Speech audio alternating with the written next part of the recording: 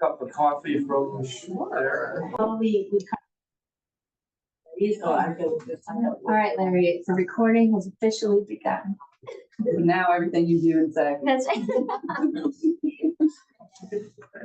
Should I know the meeting starting? Oh, sure, that'd be lovely. Pastor Amy gonna come? No, She was talking to a newer person, of course, and they're also doing communion. I know, I just have a question. Kids, for the kids. It's also it's Holy Week. Yeah, I know. I'll wave to her through the hallway if I see her. Yeah. Thank you for coming. Yeah, thank you for having me. Sorry, Linda, I didn't mean to shut you out. Oh, no. Talking more than I should. It's impossible, isn't it? You can feel like you're gonna walk straight and then see someone. My spouse dragged me out of church. You gotta go. He's less extroverted than I am. So. Well, thank you all for having me this morning. I am here to talk about digital equity. And I was just sharing as we were getting going, we have been doing this work, and I'll share a little bit about it further on. We've been doing this for a while. And in our current climate, it's not something like when we approach churches and say, hey, let's talk about digital equity. So many people say, well, there's so many problems and they're so big, and digital equity doesn't seem that important. And so we've actually done a little bit of reframing to help expand the conversation a little bit. So you guys can first go through, and so we'll see how this goes, but I am excited. We have talked a lot about these ideas. So just a little bit of introduction. My name is Reverend Breanna Illéné, and I am the director of, oh wow, I need more coffee. I forgot my job titles because it's so long, and I just told Mark. I'm the director of ecumenical innovation and justice initiatives at the Wisconsin Council of Churches. Now you see why I forgot it. But basically, half of my job is I do our policy and advocacy at the council. So if you ever want to go down as people of faith to the Capitol or locally and talk to state representatives, I help equip churches to do that, to speak as people of faith about issues we care about to our elected officials. So if you come to Madison, you might find me down at the Capitol and sitting in a hearing room. But then the other half is I do ecumenical innovation, and that I say is my job is to listen to where God is moving and ask how the church can join in. And so sometimes that looks like when there were 15,000 Afghan refugees in Wisconsin and the church was saying, we want to help out, but we couldn't figure it out. My job became like 90% Afghan refugee resettlement for a while. I learned a lot. I've done a lot of work around church redevelopment and affordable housing. This digital equity work kind of falls under there. And so it's a lot of different things, but how can we help the church engage in their community? Do you just Yeah. real fast, yes or no? Do you have access to people like Tiffany, who never answers calls? No. No. That's a really good question. They don't answer.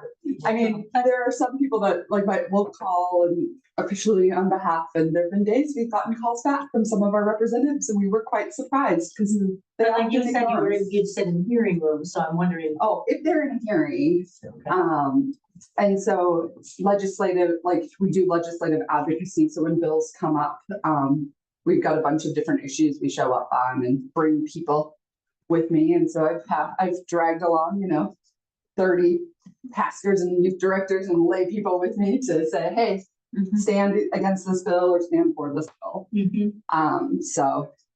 They're starting to learn me. One of the legislators did bring the Bible last time, and the Bible got me a little bit. So Bible day. We had a little. I said I was not prepared to have a Bible study.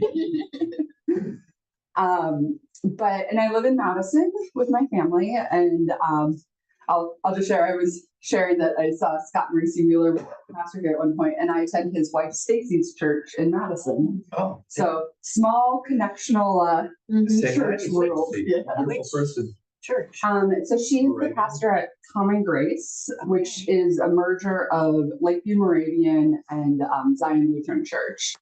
And so, and I'm a United Methodist. So, yeah. So I like to get around and see how do we build these connections? So my first question is anyone overwhelmed with the state of the world and how to affect change? Exactly. I think we all are. And I was just listening to the pastor's sermon this morning about she named up, I think, 3 issues, and there's a whole slew of other things that we care about. We get overwhelmed on where to start.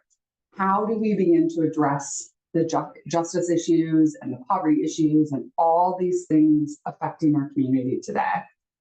And so one of the things we talk about at the council, we call it the big ball of yuck. There is a big ball of yuck in our world. Where do we start? How do we not get overwhelmed? And we see the church as something that can help to address this. We talk about churches as centers of justice and community care. What would it look like if we had this network? Well, it's a vision and it's reality, but we've got this network of churches, right, in Wisconsin. I'm on staff at the Wisconsin Council of Churches. We have 23 traditions that are part of the council. You are all part of the council as Presbyterians. And there are about 2,000 churches across our state. I walk into so many meetings, and I'm often the only faith-based person there. And so we've done some voter rights work, we do this digital equity work, we do this work, and I walk in as a faith-based person, and it's interesting because you all probably know so much energy in our state goes to Madison and Milwaukee, maybe up to Eau Claire, the big cities. And I'm able to walk in and say, well, where do you need people? We've got people in Marshfield. I've now visited 2 churches in Marshfield. You're on my list now. But we've got people in every county across the state that are part of our network, and you are part of our network. And so how do we help our community know that? What would it look like that people knew that they could walk into our churches and say, I'm hungry. And maybe you don't have a food pantry, but you know where this, you do? Yeah. Okay. You don't have a clothing closet? We do. Excellent. What do you not have? You don't have something that they are looking for, but you know who does. Ooh, elder care. Yeah, we can have that too. Well, We have a No, we medical- don't. medical We have a closet. Like an adult daycare. No, we don't. Adult daycare. No, we know it. But the United Methodist Church does. I'm like, they haven't done. And helping us know that we don't have to have it all, though I've just learned that First Presbyterian Church of Marshfield has a lot. But we can connect people to where they are. And then we also see that around justice kind of talked about this legislative advocacy. So if someone comes in and says, I want to get in touch with my officials, can we as the church help equip them to say, let's build and address these bigger systemic issues in our world? So that's kind of the vision we are sitting with. Oh, I kind of already talked through this, and so we use the term community care. It is a term that comes from the disability justice movement and something the church has a long history of. We've always had hospitals and schools and food pantries and all of these offers of care. So y'all just listed, I heard food pantry, clothing pantry, other Medical device closet, loan closet. yeah. We're actually beginning a compassion to action table in our library for immigration issues. I saw that in your bulletin. I took a picture because I'm going to I'm like, I know what you're doing. We host the Mexican consulate here Nice. once or twice a year. So they can reach people up in this end of the state. Oh yeah, actually there's Stacy right there for Stacy Marie Miller. Her husband was our pastor. Oh, you were walking in as I was saying that. I attend Stacy's church, so she ends up in my pictures. And then we talk about justice as very systems focused. This reality is that the individual churches can't fix all the injustices in our world, and we need to think about what policies and what laws and what structures do we have. And so there's ways that we as the church engage in justice as well. So back to our big ball of yuck. One of the things that we are inviting people to reflect on and discern is the question, what is your string? No, gosh. Especially when we get really overwhelmed, right? Because you want to take them all. Well, I'm going to do this and this and this and this and this. And what happens is if all of a sudden we're holding so many strings, we can't handle any of them well. And we just get burned out and exhausted. And so one of the things we are encouraging people is to do some discernment work. What is your string? What is the thing that God has called you to? And this is the joy of the church, right? Is when you've got all these people, your string might be one issue, your string is another, we all kind of have, and we can help each other with our strings. And what we find is you start with one string, it will lead you to others.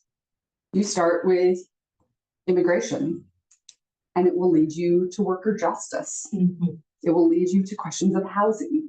It will lead you to questions of discrimination or poverty. There's all these places that the strings touch each other.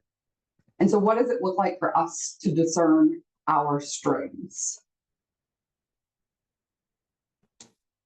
So as we begin this work, we encourage people to be constantly doing that discernment, asking strings. Sometimes we might spend some time on a string and we might say, God has now called us to another string.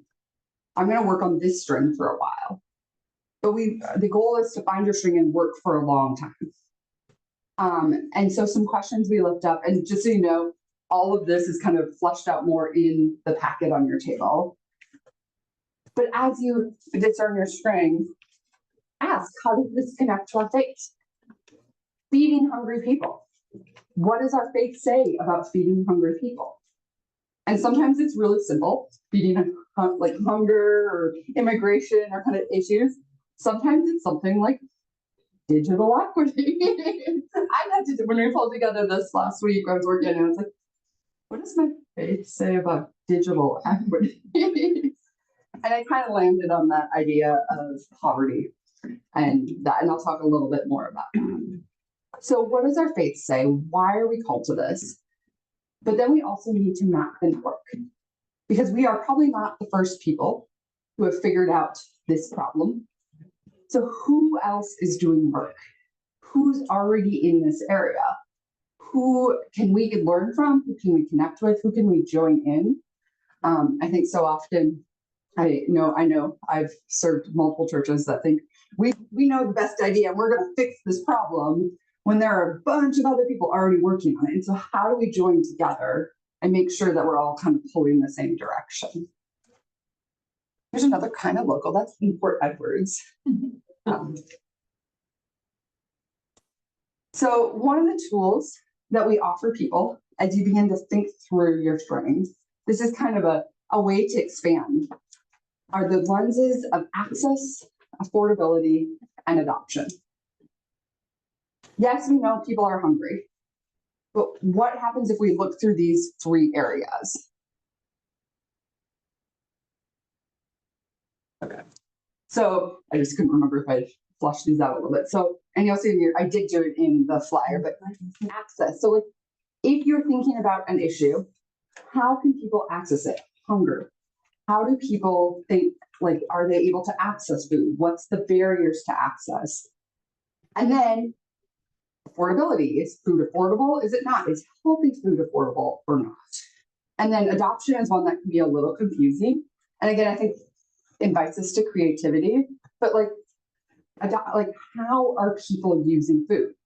It'd be great if I give you a bag full of veggies and meat, but if you don't know how to cook Or don't have an oven. or you don't have an oven, like you can't adopt those foods. You can't, and that's kind of a trend that comes from technology, but it's been interesting to think about it through other lenses, that lens people on other topics. Like, and then there's also the question of cultural relevancy. Yeah. If I often think back, I served a church in Chicago. We did a children's program and we said, we were like, what are the easy things we can serve these kids? What does every kid like? And I will name that the people working in our program were all white. And our kids we were serving were not. They were mostly Latino and African. And so we're like, oh, hot dogs. And they all like the hot dogs. And we did hamburgers. And then one day we said spaghetti. Kids love spaghetti. Did you know that other cultures don't eat spaghetti the way that white people do? And so we just did plain noodles with meat sauce on top. So it was simple, good. Everyone loves spaghetti. These kids were all, what is this? Ball of yuck. That's right. Because other cultures, I found this in Latino cultures, my spouse is from West Africa, and the same is true there. You actually you cook the spaghetti in the sauce. So they eat spaghetti, but it looks very different. Sure. And usually it's a little spicier, has different flavoring. So we failed in adoption of that food for those kids.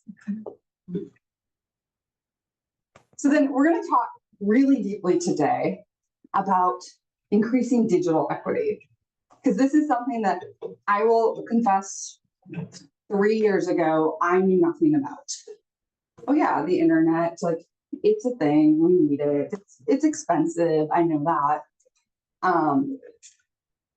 But what do we use the internet for? Let's just More and more. let's just take 3 minutes and list off what you use the internet for. So I was a teacher for many, many years. I stopped teaching in 2013, but around 2008, 2009, maybe 2010, they started to say we weren't going to be sending out progress reports anymore, that it would all be on the internet. And I jumped about flipped. And I every meeting I'd say, what do parents do who don't have computers at home? And they would look at me like, everybody has a computer. I said, no, everyone does not have a computer. Yeah, but they can go to the library and access it. Can they though? If they live out in Chile, do they drive in? No, everyone, and that just fell on deaf ears. It's like, nope, if they don't know what their kids' grades are, it's their own fault because they haven't checked the computer. And I just was like beside myself. That is so arrogant. And that was policy, a district policy. So grades, that's what we had. Was the justice. Communication, news. Interfacing with the government. I mean, that's huge. You think of this whole social security thing that's going on and how they're not going to answer the phone calls anymore. What do all those old people do? You know, I'm an old person, but I do. It's all relative. I'm in rooms where I'm old people, so it's all relative. Job applications are more and more apply online. Some people like use it for food, ordering food online. Yes, but I mean that you can't do it any other way in some things. That's to me like if you can't do it any other way, that's where it becomes totally unfair. Right. So as I said, if you have transportation issues, then you might need to order food. Right. That's Getting cab. Language barriers as well. If the website where you have to put in your data is a different language, you got a problem there. And then the help screen doesn't help because that's in English as well. Other ways to use the internet? Job skills, it's important. More and more, just even manufacturing jobs require being comfortable using a computer in some sense. And so if you are trained in that, all of a sudden you've gone from a low manufacturing job to no manufacturing job, you've got nothing available. digital coupons for Kroger's. I mean, which sounds stupid, but if you can't get them, there's that. You don't get the coupon. Right. And all of a sudden groceries are more expensive. Education, if you don't know how to do something, rather than go to the library and find a book, you look it up on the internet, you know, how do I fix my carburetor? How do I knit? How do I make spaghetti for African children? Yes, you should Google that. I can pull up a metronome on my computer and I can play along. So I don't have to afford a metronome, but I have to have internet to do it. More and more medical stuff. That's Paying bills, yeah. Or no, even get, that's how you contact emergency nurses or care help and that kind of stuff. My part. And I've been thinking of, anyone have a medical device, like a pacemaker or an insulin pump or hearing aids? Yeah, And- my partner hearing aids. And so like they connect to the Wi-Fi, many of these. And so I've heard of, when I was doing some of this digital equity work, I heard about like Bible camps that were concerned because kids would show up with medical devices but couldn't access the internet because they're out in the woods somewhere. So when it starts going beep, Yeah. you don't know what to do because Yeah. it's not. Or it won't even go beep beep because it's Right. connected to the internet. Yeah. That was a huge eye opener. There's a flip side that doesn't fit on this list, but I hope you will address at some point, which is that the nature of all this digital communication, and you never get to interface with a real human being. And when you get the human being, you don't get groups of human beings like we have of sharing minds and getting acquainted. And so that's the flip side of being in a digital world. Sure. Um, I realized I forgot we made stickers and I forgot, we also learned about cows. Every cow in Wisconsin pretty got much a chip. is connected to the internet. Yep. Yep. And so, Their feed mix, how much Uh-huh. milk they give, everything is Yeah. all in a database. Well, and then you look at your fields and your tractors and Yeah. everything, that's all on there too. Oh, Yeah. yeah, they just put in And the GPS. sunshine that connects to track it all. our church, that keeps the. Yeah. And solar panels. that's the first thing I saw driving up. I was like, is that the church? Now even digitize the sun. Yeah. So we've named that digital, despite the downside, and I think that is real, and I think that is a conversation that the church needs to be having about that other side of how do we not lose our humanness? Oh, absolutely. And also digital access is a requirement. And so the state has actually, this is where we get to that policy and justice piece. The state has been allocating funds, and there have been funds from federal, state, all the way down to help improve digital access. So this is just in 2019, Governor Evers named it a top priority for Wisconsin. And we were kind of talking about the fact that some of this is huge infrastructure work. You go up to Clark County. I heard a lot up there about just the lack of, Dead zone. just fiber. And part of it is the way that if we want to talk about justice issues, they go, oh, well, where do all the people live? So let's put the resources into where the people live, which is Milwaukee and Madison. So they've been doing a lot of work to try to push it out to say, okay, we can't just calculate it that way. But you get up into Clark County, and there's a lot of people who are Amish who don't use the internet. Right. And so that throws off calculations. And so it's been interesting to learn about up there how that, and from the state level, how they're trying to address that. Yeah, I'll just say I live in Clark County, and for years we spent over $125 a month to have Starlink access because that was the only way to get the internet. Yeah. And out at Neesonville School with that whole thing too. It's huge. So these are, these are from 2022, I believe. I'm trying to get some more accurate ones, but this is just a glimpse of Wisconsin. That 17.5% of households don't have an internet subscription or broadband of any kind. 22% do not have a laptop or desktop.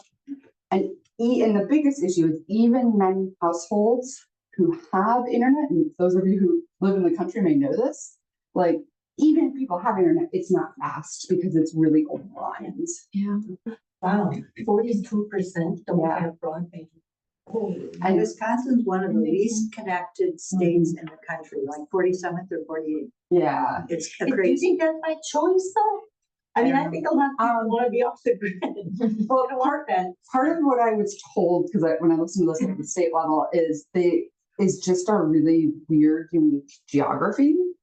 So you get down into the driftless region, and you have the rolling hills are really hard. I think there's granite down there, so trying to get stuff laid there is hard. But then you get up in near central Wisconsin, all the cranberry bogs actually cause problems. And then you get up north, and we're just so rural, the northern half of our state. And so many people are, the cost of laying fiber would go just to one farm or just to one house, and that gets really expensive. And In so the this, 1930s, there was rural electrification was an issue, and they ran into the same thing. It's not worth running the line down there just to serve two farms at the end of that long road. And so you have to come to some, either you say it's necessary or you say it's not. But how did they get past that? Because I don't know any campground that doesn't have electric lights at this point. I don't know the history of it, rural electrification that well, but there was rural electrification bills passed and so on. And then the co-ops, they encouraged co-ops, and then the Public Service Commission created some rules so that they couldn't make people pay for too many miles of that thing. And then they spread that among Milwaukee people so that they're paying for some portion of that. I have a question about this slide. Yeah. Two questions. One, what is Jiggrow soft? That's a typo. It is Microsoft. So, That's a great question. so that's the source, and that is a source of information So that they publish. if you were to Google the Microsoft Digital Equity Dashboard, and it's also, I think it's cited on there too, so you'll take it home. I was disappointed. I was hoping it had more accurate or like more up to date data. But it's 2021, 2022, I think, or it might have been older. And then But you can go on and you can actually like look by county too. It's, if you like data, it's very fun. So then the second question I have is because we sort of leapfrogged over the computer issue to phones, as you know, having twice as much power as I had in 1982 computer. So a phone that's on a data plan is getting, it's not broadband necessarily, but they're getting access. So does this data include phones? I would guess not. I don't think so. I think it does include if your phone is working as a hotspot, and so you have a tablet or something that you can use. And I think part of it is if you have, there's the question of speed. I know for this one, for sure, even with phones, speed is still an issue. And I'm not sure about, for sure, the 17.5%, if that includes phone access or not. Okay. I And think it that's might gonna be- an important issue Yeah. because you can spend a lot of money solving 1921 data problems. And you're already in 2025. And everyone wants to find out how they can use their phone with that. But I actually use my internet on my phone in my house, at my sister's house. And she lives kind of closer to Stratford. But you still are connecting to the internet, I'm connected as to the internet. opposed to people that Because you're hardwired in. you can't really use your phone without the internet in the same. Yeah, no, I I use a data plan in like, but the data plan doesn't work if there's a dead zone. And I think the dead zone is part of this issue. I got lost in, because we were in Boston and our phones worked anywhere, but we moved with our same phone plan here. And I was in Wausau and I couldn't get home because it would not pick up GPS. Right, but, and you know, we've got this, a pretty hard line, just that side, by Weber's Farm. There's a pretty hard line between this And- whatever big group And we and that. Yeah. When you It's a dead spot over here. What's That's yeah, fine. and it's not, but it's not just the dead spot, it's like, who connects with whom? It's like, with that's. US Cellular's towers versus Right. Verizon's towers versus. Yeah. Well, and I something know else. that someone, you brought up the co-ops too. I found that interesting, and I don't know what the comparison is to other states. But as I've done some of this work too, to be in these smaller towns to learn, like Verizon won't service them, but the little local co-op, like there's a digital broadband co-op that's very localized will, which is fascinating. And I think there's questions about what happens when you've got these big companies who have all these resources, and then you have these little tiny, more localized companies, and how do you build that equity as well? I think Janet was. One thing that I get frustrated about, there's several people I think would benefit by having it that don't want it. Yeah. That's an adoption issue. You know, Yes, it is. So I'm gonna keep moving. So this was I talked about that exercise of like, it was an exercise I did last week of like, what does it mean to connect our faith to digital equity. And as we've kind of looked it up, that our world basically requires it. You are required to have access to the internet if you want to kind of function in our normal day to day. And I thought about the idea of Matthew 25. You gave me food, I was hungry. And if the Bible was written in 2025, it would say, and you gave me internet access. That's the addendum. So I didn't get food in the water. Exactly. Right? I mean, I know that you just triggered in my mind, people talking about pumps running by internet, like access to water, access to food. It's huge. Yeah, and I read recently about the small rural hospitals and then not having internet. To help with it. Yeah, to help get experts in the cities to help, give them advice and different things. So we have partnered at the council with the Wisconsin Broadband Office through the Public Service Commission. The Public Service Commission of Wisconsin, which is a state-based entity, is trying to address this because we're one of the worst. How can we make sure people have this? And so they've got some tools, a discount finder, a helpline, and a bunch of grants. And so I'm here today because of your taxes that have paid the Public Service Commission to help have these conversations across our state. And so about 3 years ago, the Wisconsin Council of Churches has partnered with the United Way of Wisconsin to do this work. So the United Way got a grant from the Public Service Commission, and then we're a sub-grantee of them. In August 2023, we did a tour, and I mostly focused on north or kind of central and northern Wisconsin. I wanted an excuse to go hang out in Bayfield. But also it was where the United Way is really active in some of the bigger cities. Like I know there's one here, like you guys have stuff in Marshfield, but you get to some of our more rural parts of Wisconsin and they just don't have the capacity, or it's a volunteer United Way, or they don't have staff. And so we've helped them, when I talked about the WCC having all these connections, we've helped them expand the conversation. So we did 16 in-person and 2 online conversations. Y'all got a tiny taste when I asked, how do you access the internet? That was one of the big questions we had.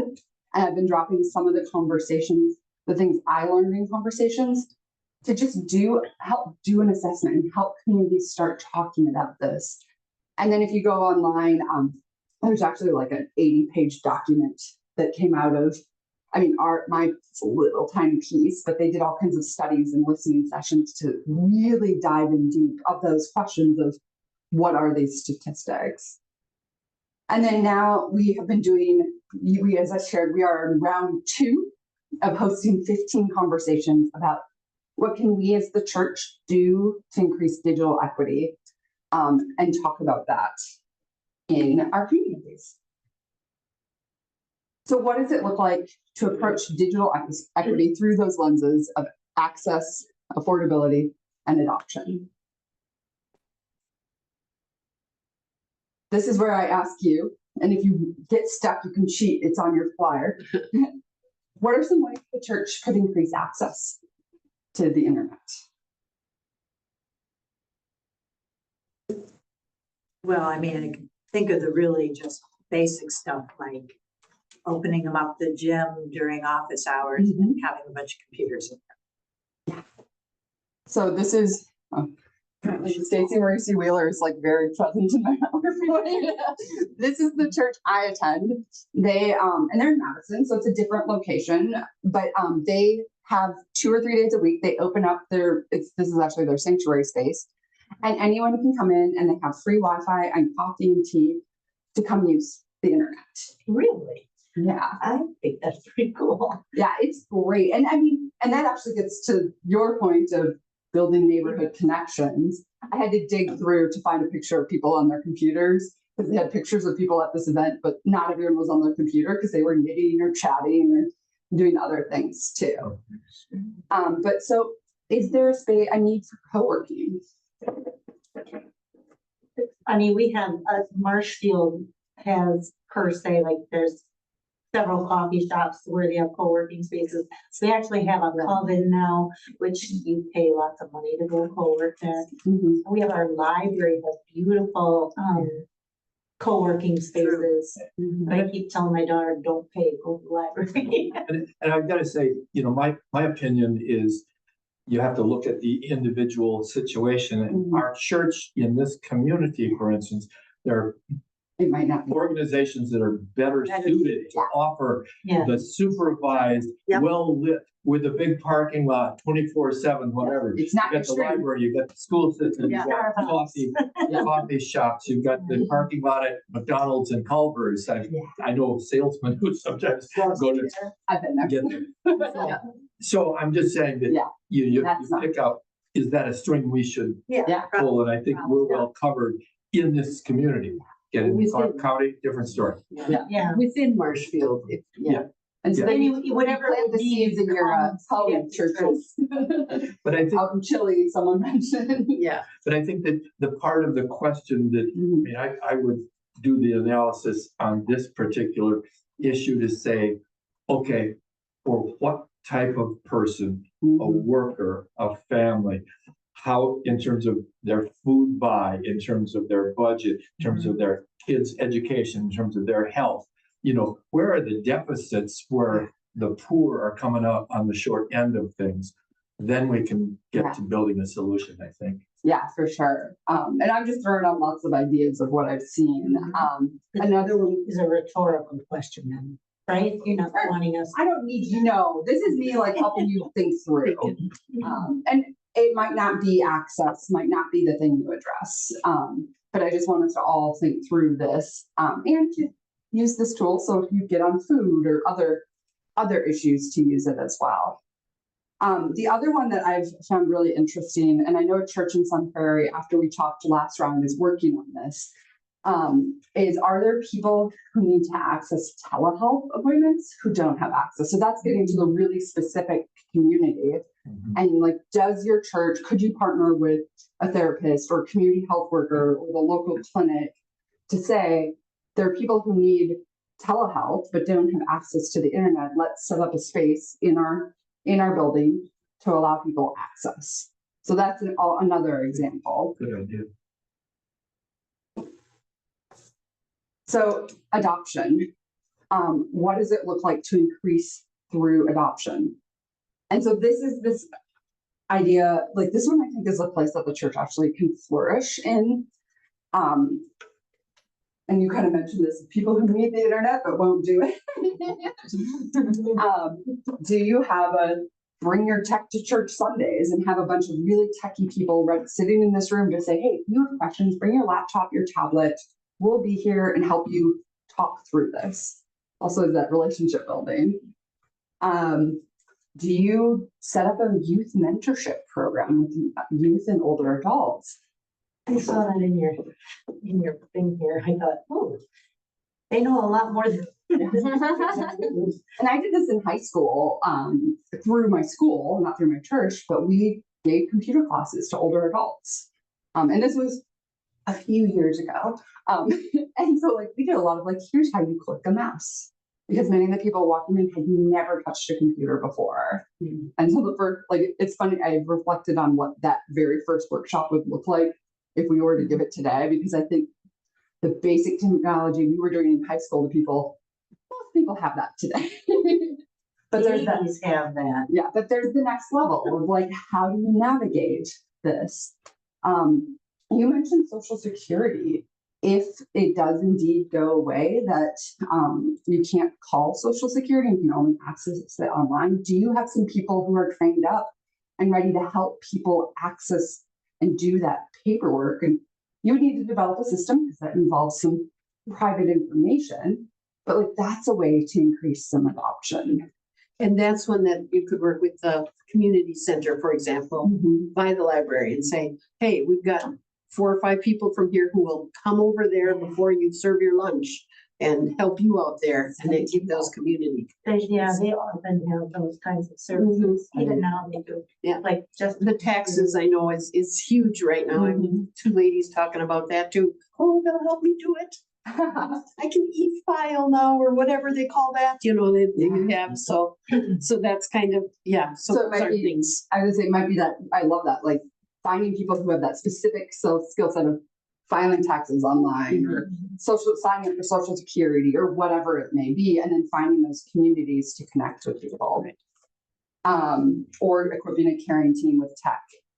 And then the last one I've actually added in new, it was mentioned about upskilling and this, you know, we've got all these skills we need. United Way of Wisconsin has another program called the Community Upskill. And so that's that's on this flyer. And they have, I think I have a slide. So this is a free program with the United Way of Wisconsin that is for all Wisconsinites.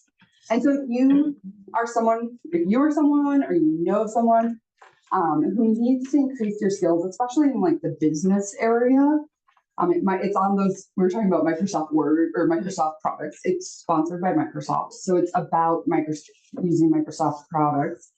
But there are some free courses and free certificates to help people get some of those skills to be better at their jobs. Where is the community upskill? Yeah, I don't, So That's on the back page of this, the it's in bold. Oh, I see. I was looking for the, Oh, the logo. Yeah, I didn't throw the logo on there. I got it now. Yeah. Thank you. Yeah. And so I'm looking at this, thinking about our thing out there and some available in Spanish, so Yeah. that's. and so, yep, so that is something that is free and available. And I should have looked at it. Like the United Way's goal is to have 100,000 people in Wisconsin go through this to help us as a state upskill. So that is a tool that is available. I think that's really important on the AI and cybersecurity issues because my husband, he's a bright enough man, but he gets things on his phone and I'll say, just don't touch that. And I don't even always know what's legitimate and what's not. There's so much. Basically, yeah. Your phone will just make changes. Now, all of a sudden, when I go to my messages, it'll say on the top, there'll be like a summary. And I got a summary of one of my church emails that said, we had all of our elders and deacons selected. And I was like, no, we don't. You're not intelligent, you might be artificial. You're not done. I have to touch on it and make sure. But it was like they do these AI summaries and it can really be. Well, and that's it disappeared. It used to be on here. And by disappeared, I mean I took it off and forgot to add it back on. But is how could you have another forum for all that's about misinformation, disinformation, AI, kind of some of these big tech issues that, I mean, I spend so much time in this and I still have so many questions. And so like the congregation, I'm sure, is struggling with these questions. And it's doing things that you don't even know it's doing until it's done. Yeah. You know, that's the thing that's, So how do we it's very invasive. Yeah. And there's huge ethical implications around it as well. And so I think that's a great place too for the church to be talking is like, what are the ethics of using AI? What happens when we've got mis and disinformation in our ecosystem? And what do we do around that? Mhm. So the last thing is affordability, which is kind of the big one I say for last. And this is actually part of what is funding me to get up here. Has anyone ever heard of Lifeline? And I don't mean the little button that you can push for help. I've fallen. Yes, that's what everyone thinks of. So old TV, you see. So part of one thing you do, I was actually eyeing up, you got this table and I was like, oh, we can leave some flyers. And I brought a stack. Is helping to spread the word about Lifeline. And what Lifeline is a federal benefit program that as of this point still exists. I've asked because I've been concerned. But it offers us, and it's not a huge discount, but in a day and age when everything is tight, it offers us an internet discount around $7 to $18 a month. Some of them, it's about phone service. There is some that provide internet service and discounts. There's even some programs that can provide free phones. And there is a long list of people who qualify. And so it's kind of folks who might think of people on Medicaid or food share, SSI, Section 8. but veterans and their survivors are also eligible, or any at income level and that sort, and or living on tribal land. When I started doing this work, I found out my grandma qualified, and so I was like, well, I got one person in the role. But like, part of the struggle of this program is it's not a huge program, and that people don't know about it. And so part of what some of the funding that's helping me get out is to help just get the word out. And so what you can do is think about, are there people in your life who might fall into these? It might be people you know, it might be you, it might be a niece, it might be a grandchild. How can we help them know about just this little bit? Did you say you had flyers with you? Right here. Oh, this is the Lifeline one? Yeah. Okay, So for for SOS, can we put those? Yeah. So there is a whole infrastructure through United Way that can help people get enrolled. And I'll click through quickly of what it looks like. It's a form, but if you just have them call 211, there are staff who their job is to walk people through the application, help them get it submitted. They'll check back in a couple of weeks to make sure it actually went through and kind of help them through the whole process. And there actually is and I can't remember her name, I forgot to look it up, but there's a staff member here in Marshfield who is doing this work.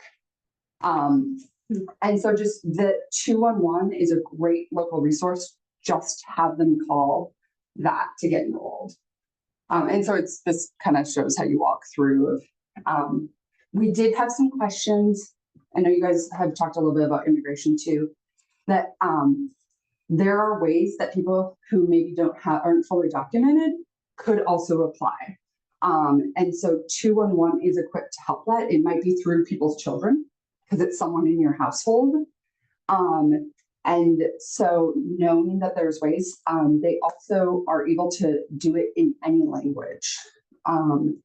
And so they've got a process for translation. So there's no worry about flagging them and having ice raining down. Yeah, because you do it like here it does say that you do need a social security number. So it's basically if someone is in their household is documented, which usually often is children, you can apply. There's ways to apply through that. And there may be, and I think there's other ways too. I know United Way was working on that question. So if somebody were to call, they could access our United Way in Marshfield, because you can't really get to Super Sops until you go through United Way. Am I correct? You have to have a voucher from United Way. Isn't it CAP? I think North Central CAP is probably the screening organization, Right. but I don't recall. And then I will highlight, we had that question around computers. There's another program that is coming through. It will kind of really get up and going this summer. And this is the person who's working with United Way is working on this. They are going to be distributing 30,000 devices, laptops and computers to people across Wisconsin. I'm trying to remember. Okay, and so it's low income residents, people who are underserved, people who are part of ALICE, which is, I forget what the A stands for, but it's like income, people who are income restricted, kind of those people who are right on the line. It's called an ALICE number, it's a whole report. Or people affected by COVID, the pandemic, who lost their job or have really struggled.